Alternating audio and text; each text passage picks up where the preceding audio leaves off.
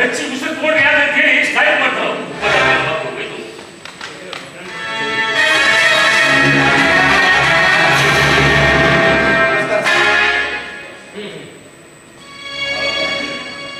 ಇದಕ್ಕೂ ನೀನಪ್ಪ ಮುಖಂಡ ಏತಮ್ಮ ಬರೀ ಎಂಥದ ರೀತಿಯಲ್ಲಿ ಹೊಲ ಮನೆ ಕೆಲಸ ಬೇರೆ ಏನೂ ಇಲ್ಲ. ಅವುಗಳೆಲ್ಲ ಬರೀ ಹೆಸರಿಗೆ ಮಾತಾಡೋದು. ಸಿಕ್ಕಾಪಟ್ಟೆ ಮಳೆ ಹೆಚ್ಚಾಗಿ ಸಾಕಷ್ಟು ಬೆಳೆ ನಷ್ಟ ಆಗಿದೆ. ದನಕರ್ಗ ಮೇವಿಲ್ಲ. ಕೃಷಿ ಕೆಲಸ ನಿಂತು ಹೋಗಿದ್ದಕ್ಕ ಯಾರಿಗೂ ಉದ್ಯೋಗ ಇಲ್ಲ. ಇನ್ನು ಗ್ರಾಮೀಣ ಉದ್ಯೋಗ ಖಾತ್ರಿ ಯೋಜನೆ ಭ್ರಷ್ಟಾಚಾರದ ಮಹಾಕೂಪ ಆಗೈತಿ. ಜೆಸಿಬಿಯಿಂದ ಕೆಲಸ ಮಾಡಿಸಿ ಸುಳ್ಳು ಹೆಸರುಗಳು ಪಟ್ಟಿ ಮಾಡಿ ದುಡ್ಡು ಹೊಡೆಯಕತ್ತಾರ. ರೈತರಿಗೆ ಪರಿಹಾರ ಕೊಡೋದ್ರ ಬಂತು ಸಾಕಷ್ಟು ಅವ್ಯವಹಾರ ನಡೆದೈತಿ. ಏನೇನೇನೋ ನೆಪ ಹೇಳಿ ತಮಗೆ ಬೇಡಷ್ಟು ಕಳಿಸ್ತಾರೆ. ಅದು ಕೂಡ ಚಪ್ಪಲಿ ಹೇಳಬೇಕು. ಇದೆಲ್ಲ ಅಧಿಕಾರಿಗಳಿಗೆ ರಾಜಕಾರಣಿಗಳಿಗೆ ತಿಳಿಬೇಕು.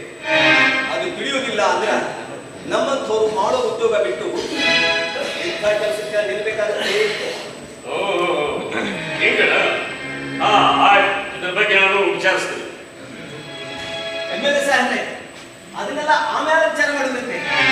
ಮೊದಲು ನಮ್ಮ ರೈತರೆಲ್ಲ ನಿಮ್ ಫ್ಯಾಕ್ಟರಿಗೆ ಕಪ್ ಹೊಡೆದು 2 ವರ್ಷ ಆದ್ರು ಇದುವರೆಗೂ ದುಡ್ಡು ಪಟ್ಟಿಲ್ಲ. ಮೊದಲು ಅವ್ರ ಹಣ ಮರುಪಾವತಿ ಮಾಡಿ. ಸ್ಟ್ರೈಕ್ ನಡೀಲಿಕ್ಕೆ 1 ವಾರ ಆದ್ರು ನಿಮಗೂ ಅದಕ್ಕೂ ಏನು ಸಂಬಂಧನೇ ಇಲ್ಲ ಅನ್ನೋ ತರ ಅಜ್ಞಾತ ಸ್ಥಳ ಹೋಗಿ ಕೂಡ್ತೀವಿ.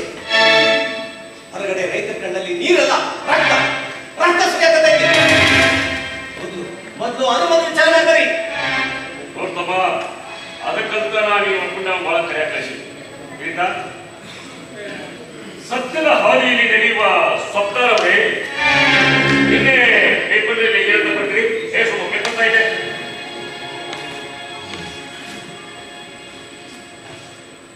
ರೈತರ ರಕ್ತ ಮಾಂಸ ಎಲುಬುಗಳ ಮೇಲೆ ಮಹಡಿ ಮನೆಯನ್ನು ಕಟ್ಟಿಸಿದ ಈ ಭಾಗದ ಶಾಸಕ ಜಯಂತ್ ಅಂತ ಹೆಡ್ಲೈನ್ ಆಗಿ ಬಂದಿಲ್ಲ. ಯಾರು ಪ್ರತಿಭಾಗಿಲ್ಲ ಎಲ್ಲ ಸರ್ಚ್ ಮಾಡಿ ಬಂದಿರ್ಬೇಕು ಸರ್. ಹೇಗೆ ಸರ್ಚ್ ಮಾಡಿ ಬರ್ತೀರಿ? ದೇಶಕ್ಕಾಗಿ ಹೋರಾಡಿ ಪ್ರಾಣವನ್ನೇ ಕೊಟ್ಟ ವೀರ ಯೋಧನ ಮಕ್ಕಳಲ್ಲ ನೀನು.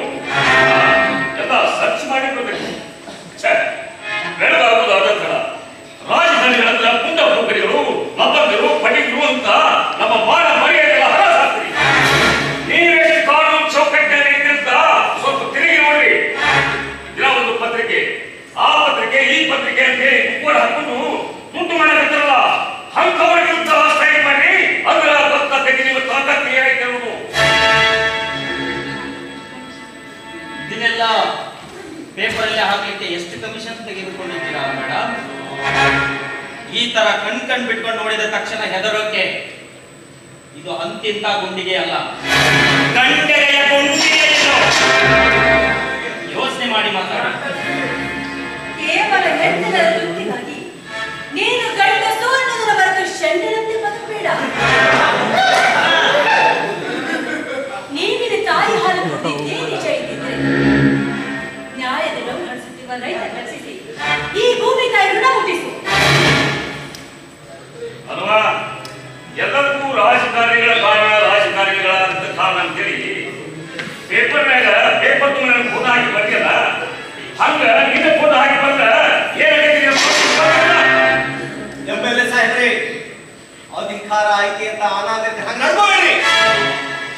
ಈಗ ತೋರಿಸ್ತಾ ಇರೋ ದರ್ಪ ಒಬ್ಬ ಮಹಿಳೆಯ ಮೇಲೆ ನಿಮ್ ನೆನಪಿಗಿರ್ಲಿ. ಅಂದ್ರ ನೀವು ಹೆಂಗ ತಿಳ್ಕೊಂಡ್ರಿ?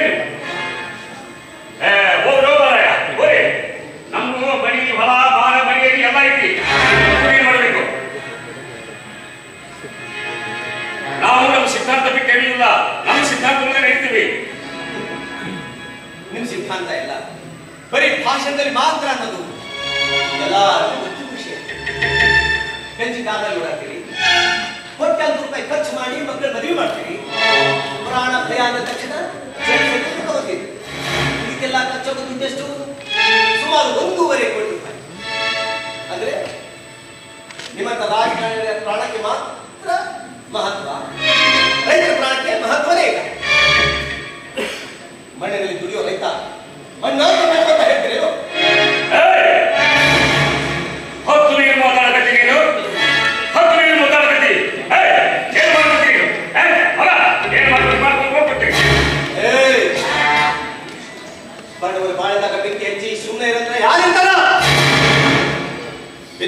ಬೆಳಿಬೇಕು, ಉಳಬೇಕು. ಇದನ್ನು ಬಿಟ್ರ ನಿಮ್ಮನ್ನ ಯಾವ ಅಧಿಕಾರಿಯಿಂದ ರೈಲಿಗೆ ಕೊಂಡು ಬರಲಿಲ್ಲ.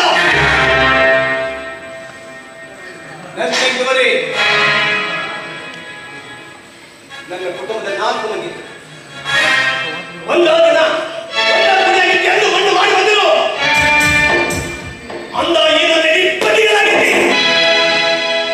ಈ ನನ್ನ ಎದೆ ಹೊಡೆಯುವ ಶಕ್ತಿ ಯಾವಂತ ನಾನು ನೋಡ್ತೀನಿ.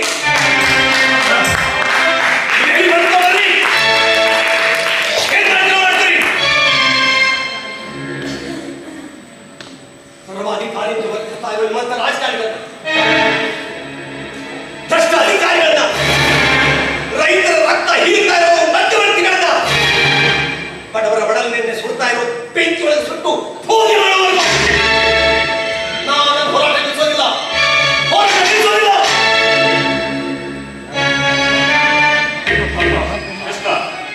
ನೀನು ವಿದ್ಯಾವಂತ, ಡಿಗ್ರಿ ಮುಗಿಸಿ, ತಿಳುವಳಿಕೆ ಇದ್ದವನು, ಎಲ್ಲ ಉತ್ಸಾಹನ ಬಿಟ್ಟುಬಿಡ ಬಿಟ್ಟುಬಿಡು. ನೋಡು, ನಿನ್ನ ತಂದೆ ಆಸೆ ಇತ್ತು, ನೀನೊಂದು ನೌಕರಿ ಮಾಡಿ, ಅದಕ್ಕೆ ನೀನು ಒಳ್ಳೆ ನೌಕರಿ ಕೊಡಿಸ್ತೀನಿ, ಚಂದಕ್ಕೆ ಜೀವನ ಮಾಡಬೇಕು. ಯಾವ್ದಾದ್ರು ಒಂದು ನೌಕರಿ ಮಾಡಿಕೊಂಡು ನಾನು ಸುಖವಾಗಿರುವುದಕ್ಕಿಂತ ದಿನನಿತ್ಯ ಯಾತನೆಯನ್ನು ಅನುಭವಿಸ್ತಕ್ಕಂಥ, ಬಡತನದ ಬೇಗೆಯಲ್ಲಿ ಬೆಂದು ನೊಂದಿರ್ತಕ್ಕಂಥ ರೈತರ ಉಳಿಗಾಗಿ ಇದನ್ನ ತೆಗೆಯುವ ಮಾತೇ ಇಲ್ಲ ರೀ. ನೋಡಪ್ಪ, ಒಳ್ಳೆ ಬುದ್ಧಿವರೆಗೆ ನಾವು ಬುದ್ಧಿ ಹೇಳಬಹುದು ತಪ್ಪ ಇಲ್ಲಿ. ನೋಡ್ತಮ್ಮ, ನಾನೇನು ರೈತ ವಿರೋಧಿ ಅಲ್ಲ, ನಾನು ರೈತರ ಮಗನಾಗಿ. ಆದ ಈಗ ಏನಾಗಿದೆಪ್ಪ ಅಂತಂದ್ರ, ಆ ಹಲಸ ಬಂಡೂರಿ ಯೋಜನೆಯೊಳಗ ನಾನಾ ಹೋರಾಟಗಳು ನಾನಾ ಮುಖಂಡ. ಈಗ ಏನಾಗೈತಿ, ನಮ್ಮ ಫ್ಯಾಕ್ಟ್ರಿ ಸ್ವಲ್ಪ ಲಾಸ್ ಆಗೈತಿ.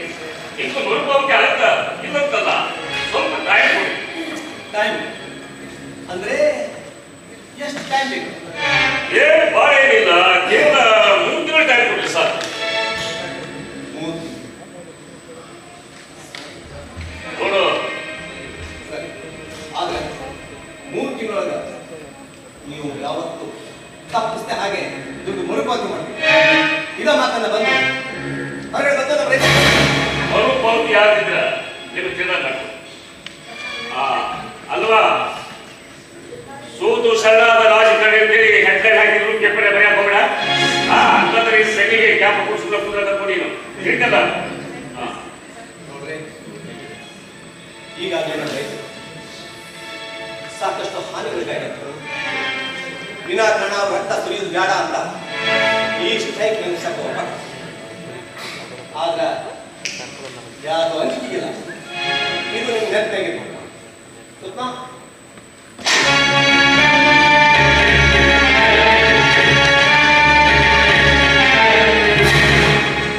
ಸರ್, ನೀವು ಒಪ್ಪಿಕೊಂಡು ತುಂಬಾ ದೊಡ್ಡ ತಪ್ಪು ಮಾಡಿದೆ. ಇದನ್ನೆಲ್ಲ ನೋಡುತ್ತಿದ್ದರೆ ಇವರೆಲ್ಲರೂ ನನಗೆ ವಿರೋಧ ಪಕ್ಷದ ಕಡೆಯವರು ಅಂತ ಅನಿಸ್ತಾರೆ. ಹೋಗಿ ಬಿಡುವ ಮಾರಾಯ, ಬೀಸೋ ಧ್ವನಿಯಿಂದ ತಪ್ಪಿಸ್ಕೊಂಡ್ರೆ ಅದನ್ನು ನಾವು ಮಾಡ್ತೀವಿ. ನೀವು ಸುಮ್ಮನಾಗಬಹುದು. ಸೊಕ್ಕಿನಿಂದ ಮಾತನಾಡಿದ ಆ ಸೊಕ್ಕರನ್ನು ಒಂದಲ್ಲ ಒಂದು ದಿನ ಒಂದು ಕೈ ನೋಡಿಕೊಳ್ಳುತ್ತೇನೆ. ನೀ ಸುಮ್ಮನೆ ಮುಚ್ಕೊಂಡಿದ್ರೆ ಗೇಟ್